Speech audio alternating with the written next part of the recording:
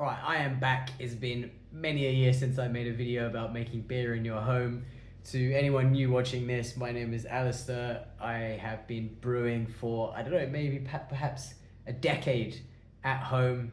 Never gone professional, but always improved from day one. So in those bucket fermenters and not really knowing what the hell I was doing, all the way to having something cool looking like this, which is the Brewtools F40 Unitank. So yeah, I stopped making videos a few years ago, but I never stopped brewing.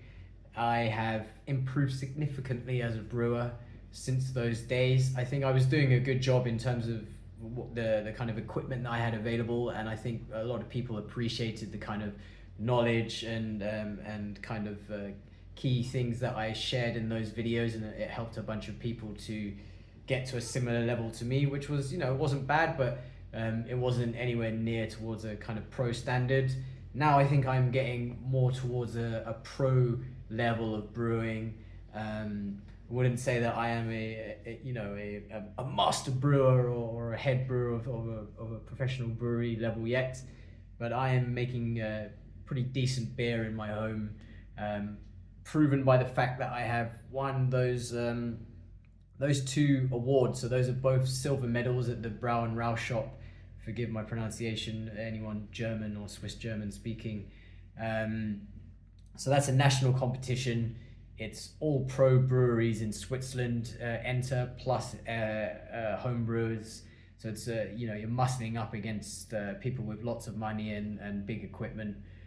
I won a couple of silver medals, one for my German Pilsner in the Pils category, and one for my West Coast IPA in the IPA category. In my opinion, those two, no, not even my opinion, facts. Those are really competitive categories to win anything in. Those are the most entries. There's lots of pro breweries around Switzerland that are entering IPAs and kind of Pilsners. So I was very, very pleased with those two silver medals. But I'm never happy with second place, and no one else should be either. So the goal now is to win that gold medal. So that competition is coming around again in August, September. So maybe I'll start, making videos for you guys to see how I'm developing recipes and trying to hit that gold level certificate. Seeing what I can do that kind of takes you from a decent beer to a very, very good beer. A beer judge drinking it and going, "Damn son, that is fantastic." 100 points or whatever, however they score it. So yeah, maybe those are some future videos, but today I'm going to be focusing on this bad boy and how I clean it. And I'll be very, very honest with you people. This has been sat here for about 7 months, dirty. I have recently been on a big weight loss journey. So I haven't been drinking that much beer, and I've been fully dialed in on my gym and my fitness goals and losing weight. And I was just kind of lazy to clean it since I last used it. So it is probably very, very dry and crusty in here. You can actually even see there's still the part of the German Pilsner which I brewed in there, which is still remaining actually. You can see here, see how clear that is. That's a beautiful beer. It was until it was about 7 months old. So I'm gonna have to clean that because I am back to brewing. I'm basically a couple of weeks away from hitting my weight loss goal, and I am dying for a decent beer that I have brewed myself, the satisfaction of that. So I'm getting back to brewing, plus that competition's coming up in a few months time, so I need to get back to brewing. So I'm going to be thinking about a new recipe, a hazy pale ale. That'll probably be in the next video or the one after that. So I need to prep this because I'm probably going to brew it this weekend actually. So yeah, I'll talk you through my clean it in place in brackets, because as you can see, I am in an apartment. You can't see, but I'm telling you, I'm in an apartment. I'm not in a house with an attached garage, or somewhere where you can spill liquid all over the floor like you can in a carport or wherever these lucky American guys with their giant houses have their own, space for a brewery. I am in an apartment in Switzerland, in Geneva, Switzerland, and I have a Unitank, and I also have a glycol chiller. So I have adapted somewhat to be able to have this Unitank. One of my worries about having this Unitank was being able to clean it safely and avoid, my landlord giving me a giant bill because I've ruined the floor. So that was a big worry for me, and I took the chance on it because I had seen a couple of other videos of other people who had Unitanks in what looked like their living rooms. So here I am with a Unitank in an apartment on a wooden floor that if it gets damaged, I'll have to pay lots and lots of money for, because it's Switzerland and everything costs 1,000,000 francs. So clean in place in brackets, because I actually have it on wheels. So it's on like a wheelie board. I think you could probably, I think you can buy kind of wheels for the actual stand of Brewtools. They look super expensive, so I bought that.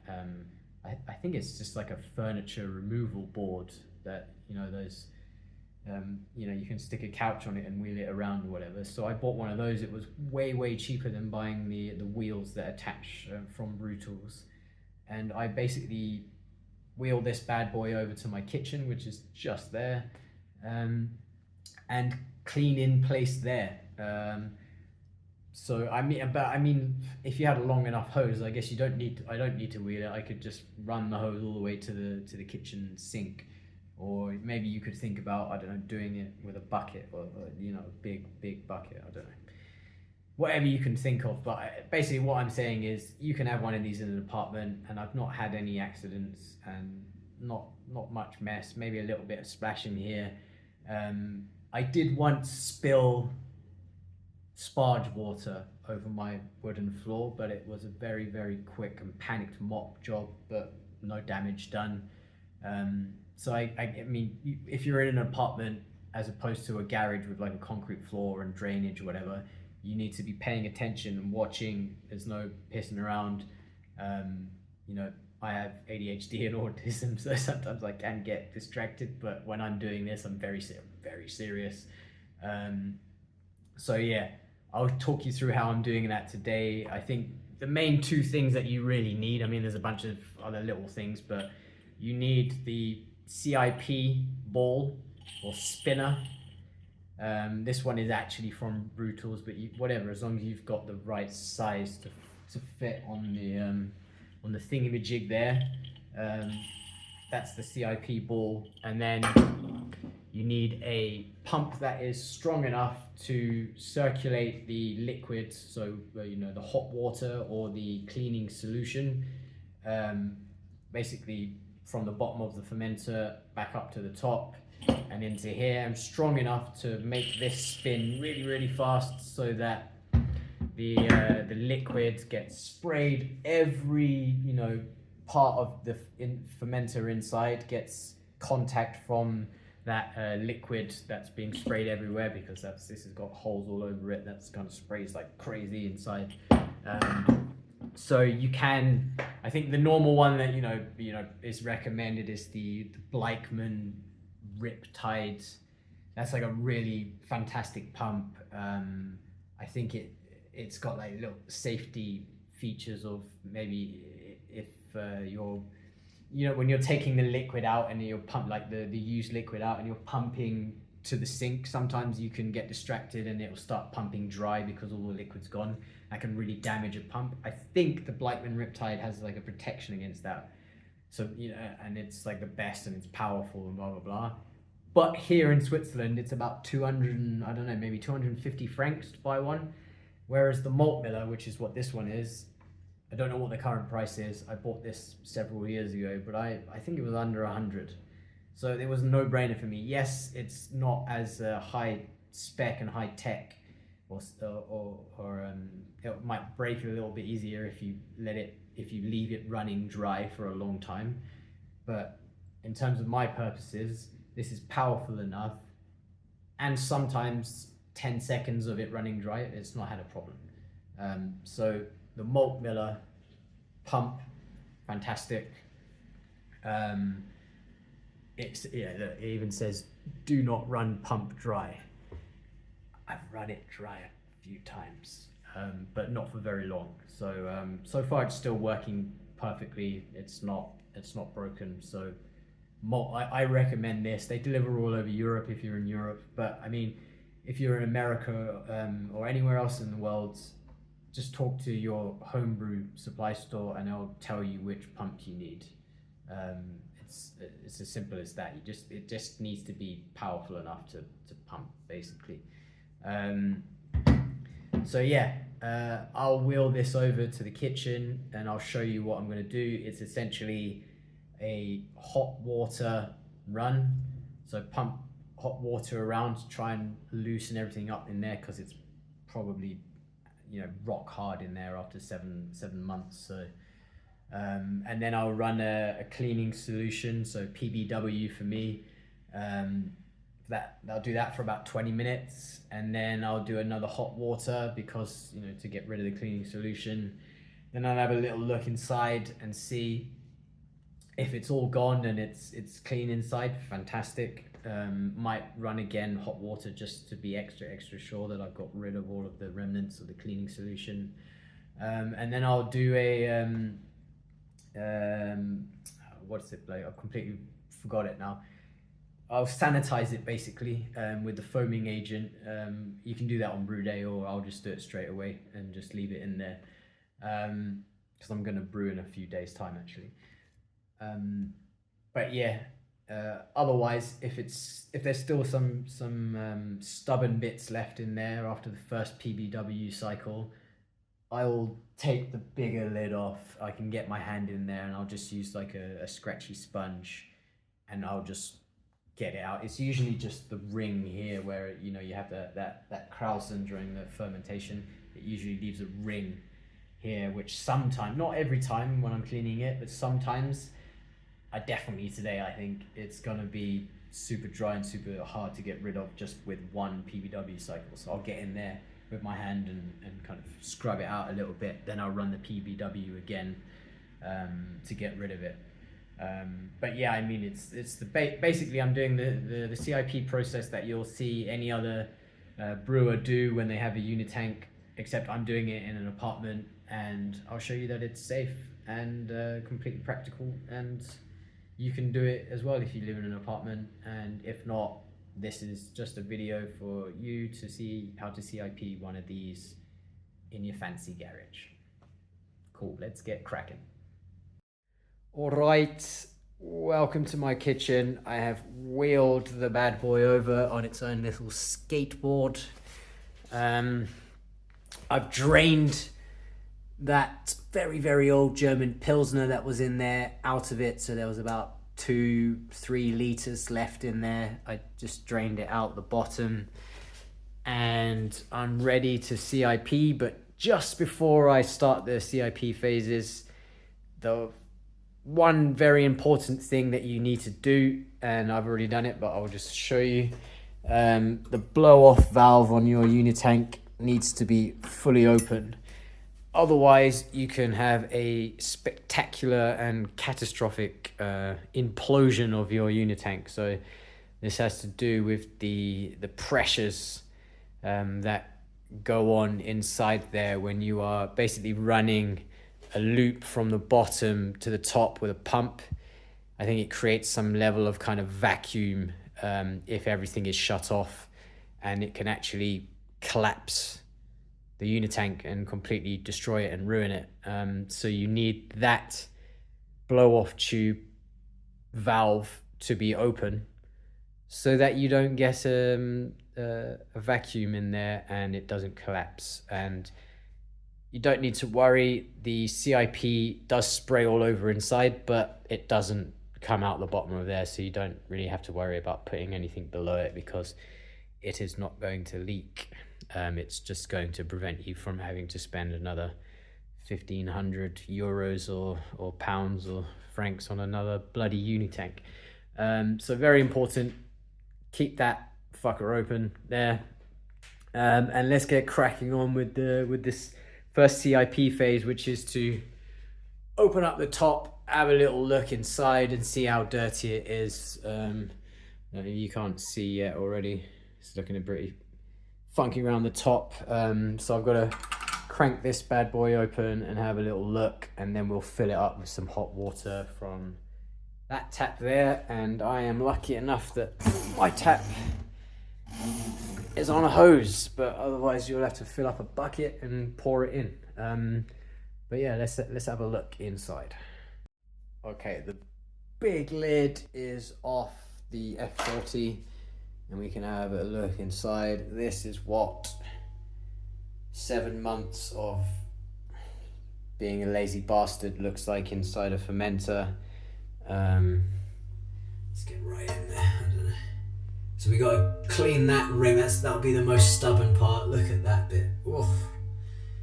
Yeah, we need to get all that gunk out. You see it all around there. So first off is get some super hot water in there, as hot as my tap goes, which won't be, too hot, if you know what I mean. And try and get most of that gunk off just with the hot water cycle, and then the tough stuff gets dealt with the cleaning solution. So let's get cracking on that. So first thing, we're in an apartment, so there's no mistakes. Bottom valve, check it's closed, because you don't want to start putting water in there and then it starts coming out the bottom. That'd be an absolute disaster. Mop at hand job, basically. So that valve at the bottom is shut, so when I put water in here, it ain't coming out the bottom. So boom, with my magic kitchen tap, let's get filling. So I kind of try and aim it at the little portholes down there, just to try and get some of the gunk out. I don't know if you can see that. Yeah, you see, like I aim it at the little holes, just because the yeast can get kind of caught in there. So yeah, man.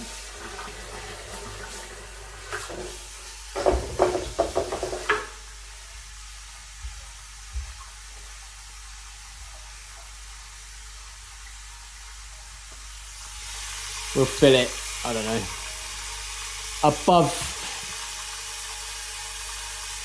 at least above those little portholes. I'm calling them portholes, I don't know what they're called. It makes it sound like a ship. But yeah, that's filling up with, you can see it's all the way to the left on the video. So yeah, it's as hot as the tap goes. Just aiming at that gunk. Yeah, that ain't coming off with just hot water. That is super hardened funk. That's James Brown level of funk, mate. I think that's enough. So just gone over those portholes. You don't have to fill the tank because the CIP does the rest. You could probably fill it up less than that. I just like to fill up those portholes because it's full of old yeast in there, so I like to soak it fully. So let's hook up the CIP attachment and get the pump going. I'll show you what that looks like.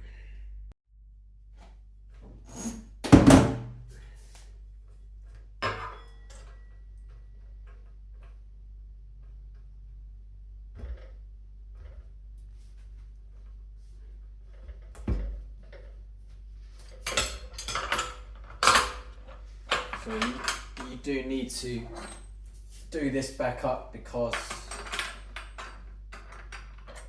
it will leak, so it doesn't have to be super tight, but just seal it.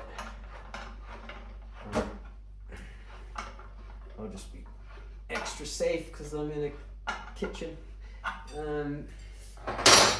So where's the CIP? You go.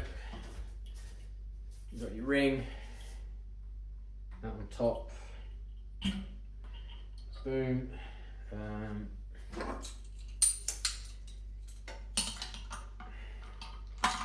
I've seen videos of some people who can do this one-handed, and they're very skilled at this. I am not one of those people.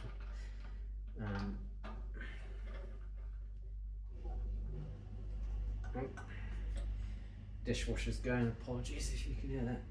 It is what it is. That's on top. Then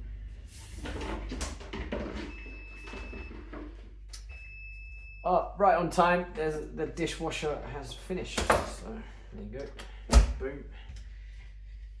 I am multitasking. Right. So this hose goes on there. I do a little kind of wrap round so that it's not kind of, you know, pulling on it. It kind of goes around. Very fancy, very technical. And then I'll connect the bottom and I'll show you that. All right, so on the bottom goes this, I don't know, whatever combination. Essentially, you just need a nozzle that fits the hose that fits the pump.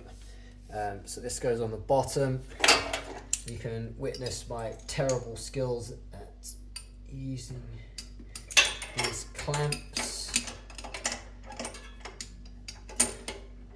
It's always fiddly, man. Always fiddly. I'm now doing it left-handed. I don't know why I've decided that.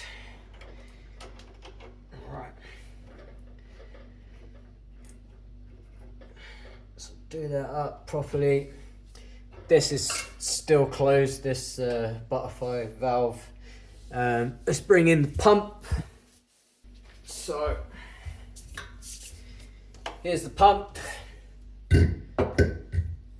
And here's the hose, so you can see. Stick that on there. You can probably get a better seal with a better fitting hose. I just make do as is. So this bottom end goes onto the horizontal hose at the front of this, and it pumps it up out of the top one to the top of the fermenter. So there's a little bit more to explain. I just need to get a couple of things, and then I'll explain those important things before you set it running. All right, and by the magic of video technology, here it is. So here's the setup. There's the pump.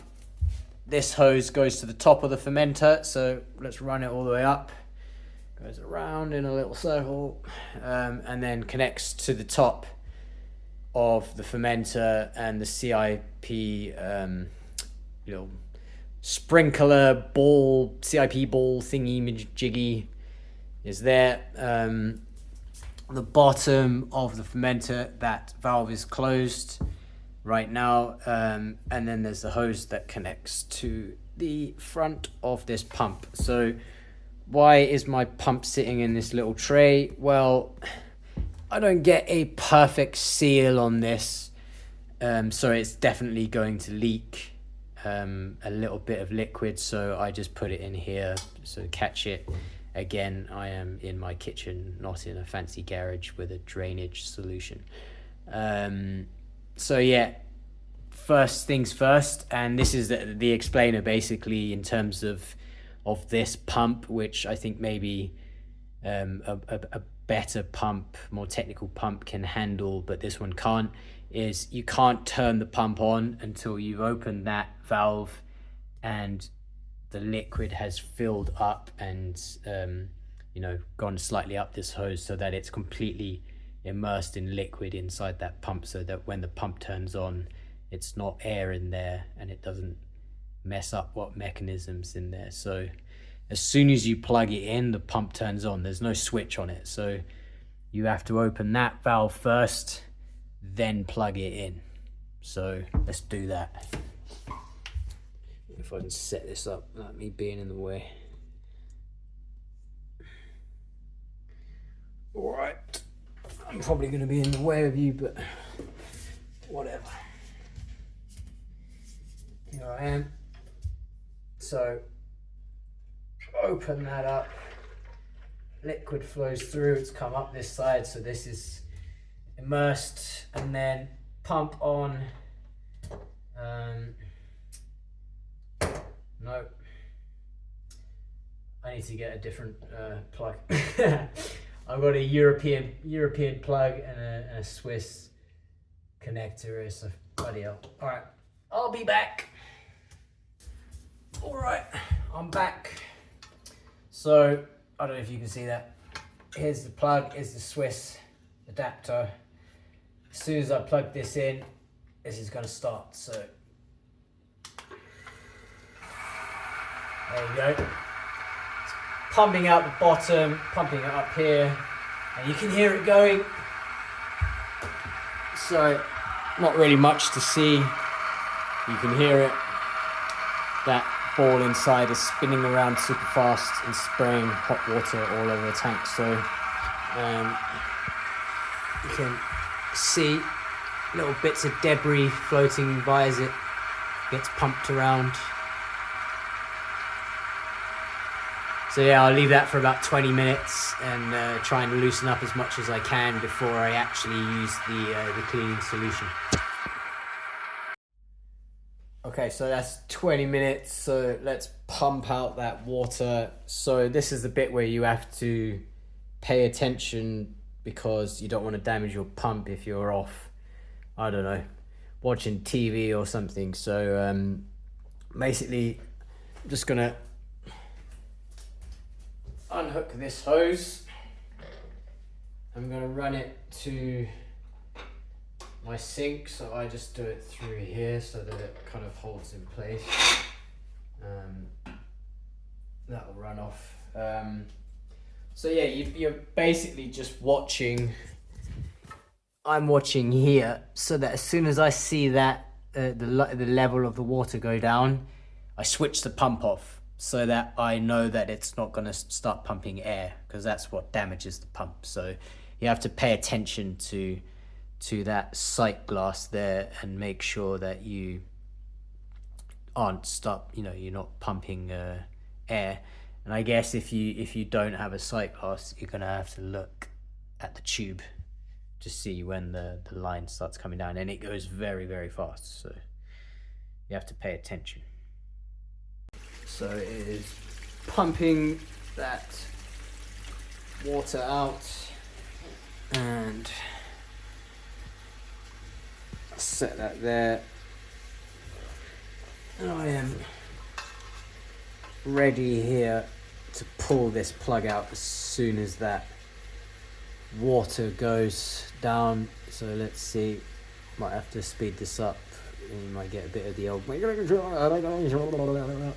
super fast.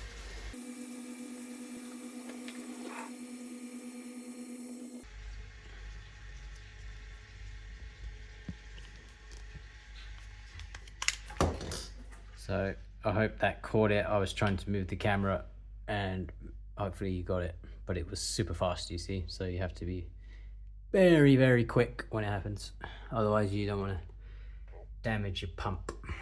So now I shut that clamp, this one, because I am about to fill it up again.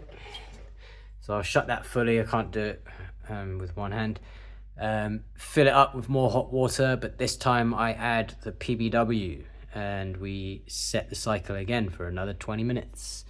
I guess we can have a look inside first of all, to see how well that water has cleaned up. I imagine there's still that ring of gunk. So open this up, a few twists, doing it one-ended. Alright, let's have a little look. Yeah, so I dropped the O-ring in there, yeah, you see, so the water didn't really do much for any of the dried on stuff. It is cleaner, but yeah, it's definitely needing of the cleaning solution to attack that stuff. So let's get that going. Alright, so I said I had PBW, but it is run out, so it's all good. I got my backup option, which is Chemi Pro. This is, I don't know, I don't know where it's from. It might be Swiss, or it's basically the cheap version of PBW. It does pretty much the exact same thing. I think it's just missing one agent inside it, which PBW has, which helps it stick to the wall of the fermenter, which means that it cleans more efficiently. I think that's what the difference is and why this one is cheaper, but this one is still good enough.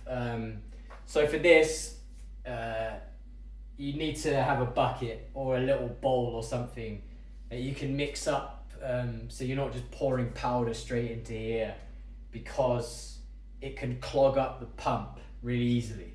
So you'll find that if you just pour this directly in there, all the powder goes to the bottom and compacts, and then when you open up the valve and turn the pump on, the pump will just get full of powder, or if it somehow makes it through the pump, it'll clog up the CIP ball. So just in a bucket, you can still fill mostly up with water there, and just in a bucket, get it in there, and then, I don't know, just with a spoon or something, just mix it up a little bit so that it's not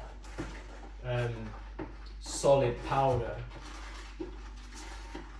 going directly into the water, so it's you don't risk that clog.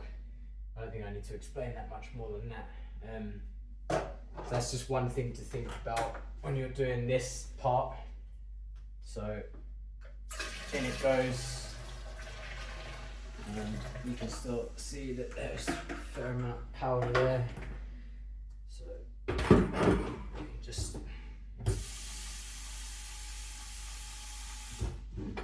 little bit more water.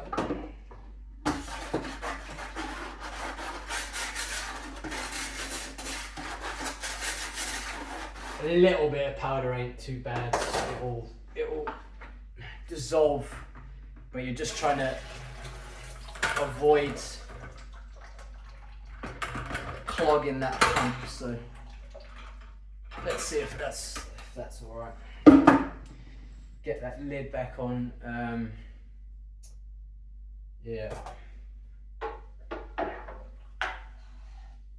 Don't drop your giant O-ring in.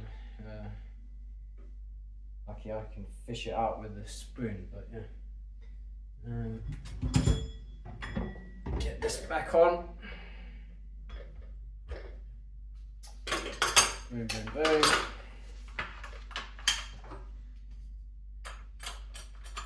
Get that resealed.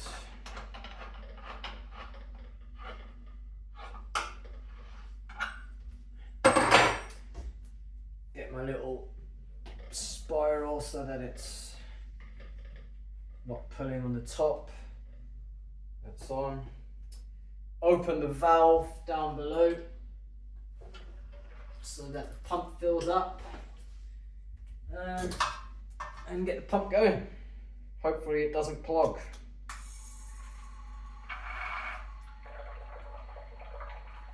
And it has immediately clogged. Alright, so I'm gonna have to take it apart. This is the tricky part. I know that I can do this if I'm a little bit more patient with how I mix it, but I'm supposed to be working from home today, so I'm trying to do this fast. Let's see if I just... Alright, I have to pull it apart. When you try and do something fast, it always goes wrong. So there you go, little note. Mix it in a bucket. Much better than what I just did, because the powder of that cleaning solution can clog up everything, and then you gotta bloody pull it apart. So there you go. There's me messing up on video. A lesson learned for you guys, so you don't have to do it yourselves. I am now pulling this apart. All right.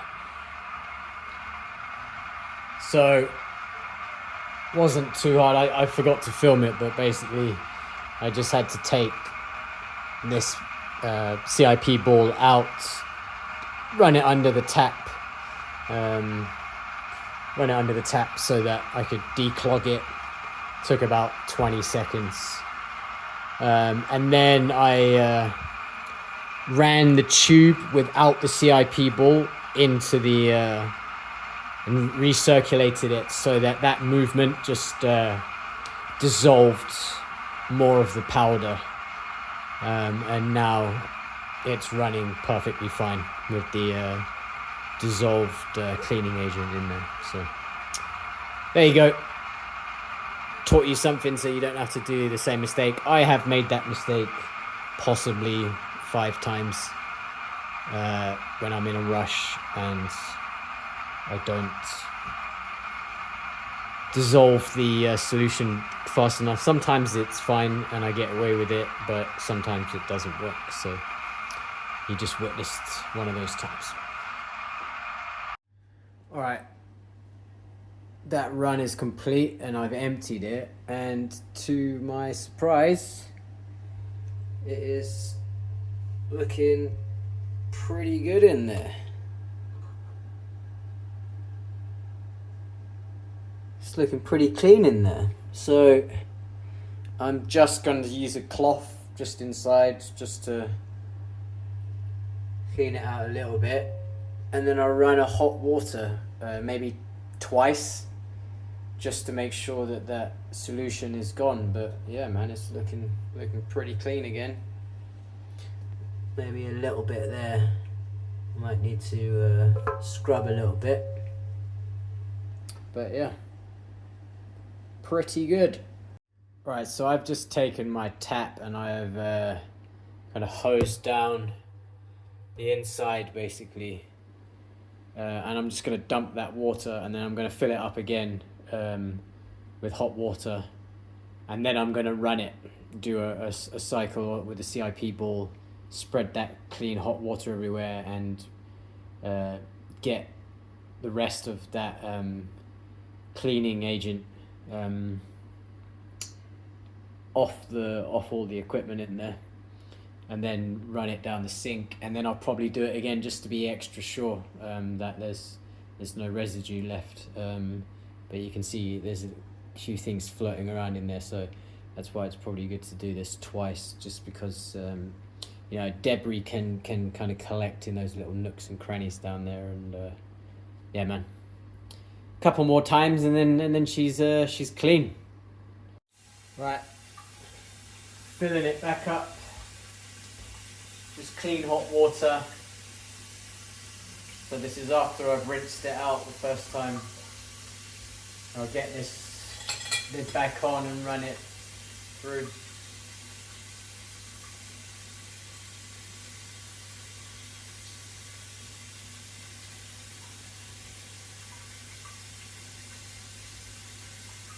So again, I fill it up to above the level of all those little ports, just so I know that the water is getting in there properly. Fun times cleaning. Most of brewing is bloody cleaning, man. You're essentially just a cleaner that sometimes makes beer. It's all good. Some people drink when they clean. I wish I could be doing that right now.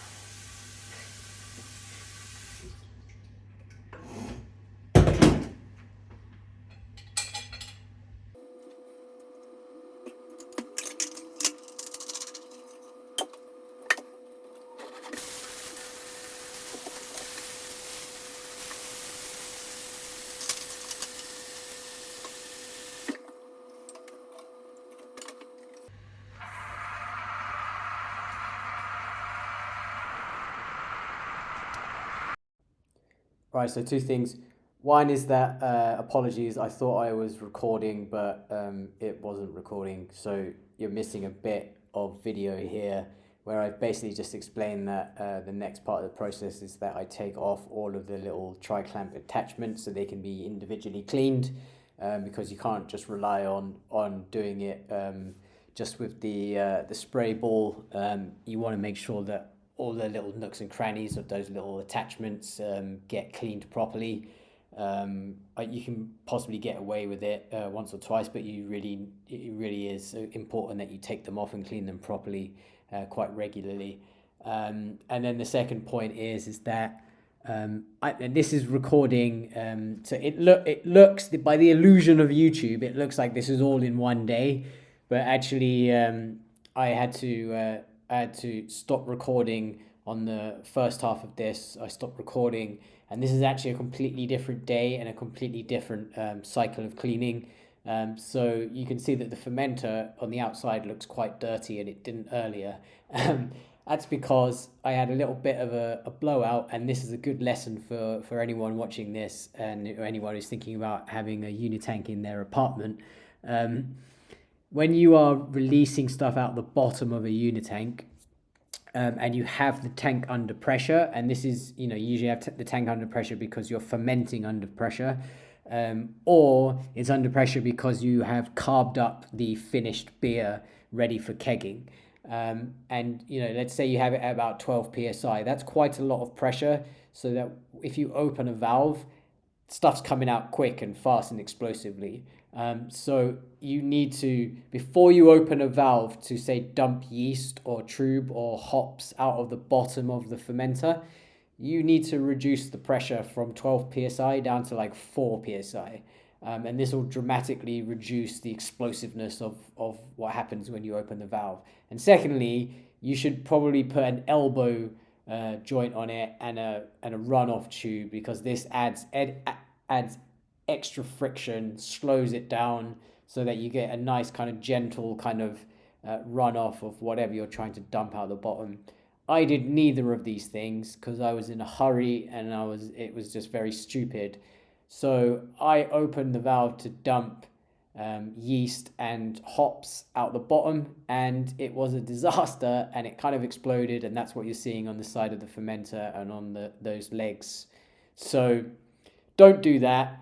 And then also, the fermenter doesn't normally look like this. It did get cleaned after this, so please don't judge me.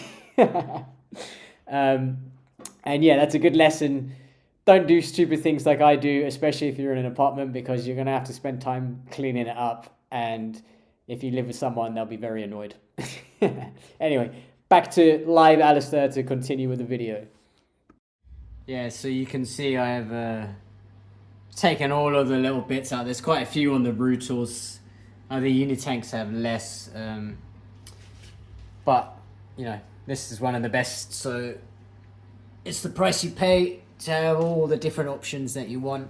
So they are now in the cleaning solution there. I'm going to leave that for about 20 minutes, half an hour. And then I'll wash them out with clean hot water, get all the residue off it. And then I'll put them back on, and then that's when I'll run the sanitizing run. And it will be ready for when I brew and ferment. So apologies, another issue with my filming, the videos didn't come out. So essentially where I'm at in this stage is that I have filled the fermenter with water, and I've added star sand solution to it, the normal rate. So, I fill up, I think it's like 15-20 mils for 10 liters. And then I do another run with the pump and the CIP ball, and it sprays the sanitizing solution all over.